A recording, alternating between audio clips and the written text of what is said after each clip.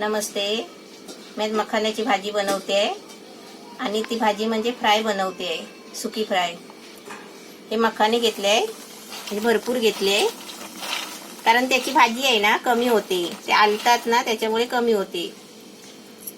हे कांदे घेतले आहे, हे 2 मोठे कांदे घेतले आहे, हे मी कापून घेतले आहेत. हे तुम्हाला दाखवण्यासाठी हे मोठे कांदे घेतले, हे बारीक कापून घेतले. हे मीठ घेतलंय, चवीपुरतं मीठ टाकायचं आहे. थोडंसं खोबरं, ओलं खोबरं घेतलंय. आणि मखाण्यामध्ये आहे ना हे मी सॉस घेतलाय, टोमॅटोचा सॉस आहे 2 चमचा, अद्रक लसूणची पेस्ट आहे 1 चमचा. हे मी कलरसाठी थोडीशी काश्मीरी लाल मिरची पावडर घेतले, हळद घेतले पाव चमचा, अर्धा चमचा जिरं घेतलंय, हे अर्धा चमचा गरम मसाला घेतलाय आणि हे कोकणी मसाला आहे 1 चमचा, थोडासा जास्त आहे. आता मी तुम्हाला आहे ना ह्याची मस्तपैकी भाजी करून दाखवते.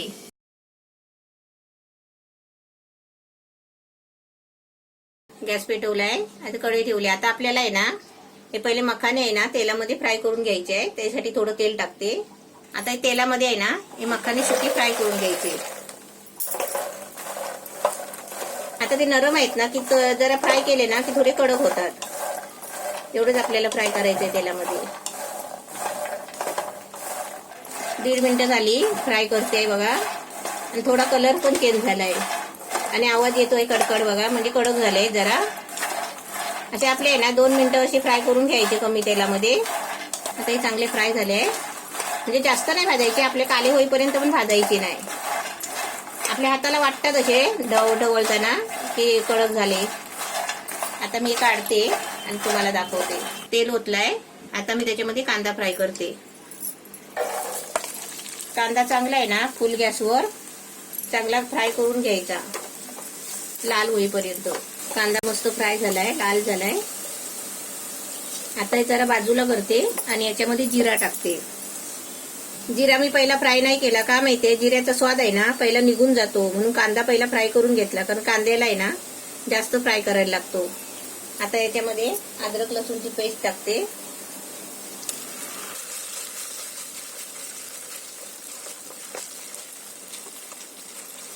आता याच्यामध्ये सर्व मसाले टाकते.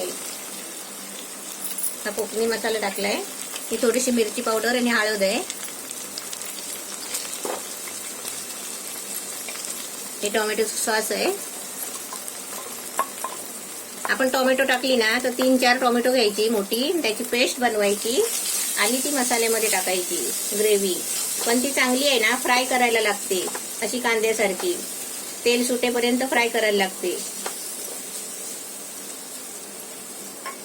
आता याच्यामध्ये खोबरं टाकते. आपला मसाला बघा एकदम फ्राय झालाय. आता याच्यामध्ये 1 वाटी पाणी ओतते आणि ग्रेव्ही आहे ना चांगली शिजवून घेते.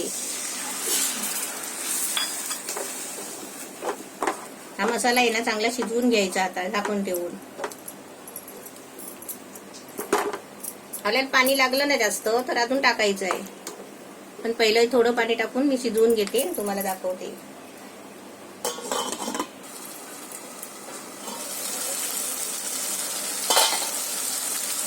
एकदम मस्त ग्रेव्ही बघा.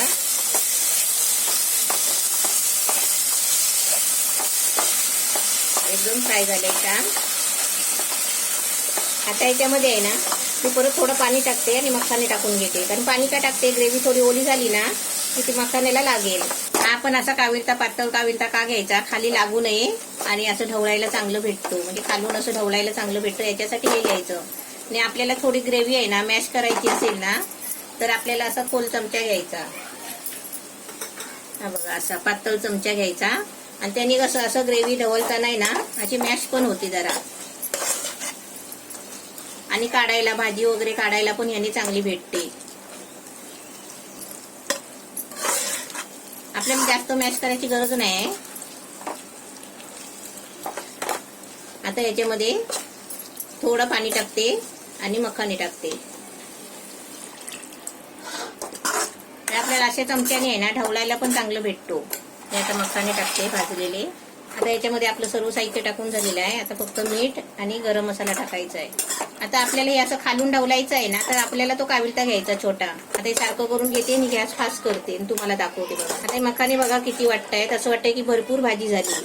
पण हे आता थोडे शिजले ना की ते कमी होतात, आलतात एकदम कोळंबी सारखे. आता सर्व मिक्स करून झालंय. मीठ टाकते चवीपुरतं, कारण थोडं कमी टाकायचं मीठ. का माहितीये, ते आलतात ना त्याच्यासाठी कमी टाकायचं थोडं. आणि आपण त्याच्यामध्ये टोमॅटोचा सॉस टाकलाय, सॉस मध्ये मीठ असतो. त्याच्यामध्ये गरम मसाला पण टाकते. असं मिक्स करायला आहे ना, छोटा काविलता घेतला ना की त्याने मिक्स पण चांगलं होतं. म्हणजे खालून आहे ना असं खाली लागत नाही. मग बघा, हे आता आपल्याला वाफेवर ठेवायचं झाकण लावून कमी गॅसवर.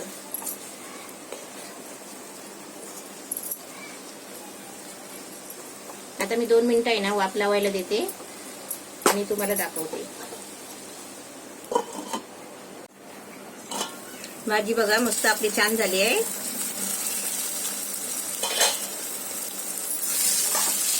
एकदम फ्राय झाली मस्त. आता तुम्हाला मी काढून दाखवते किती कमी झाली बघा, आणि किती बारीक बारीक मखाने झाले.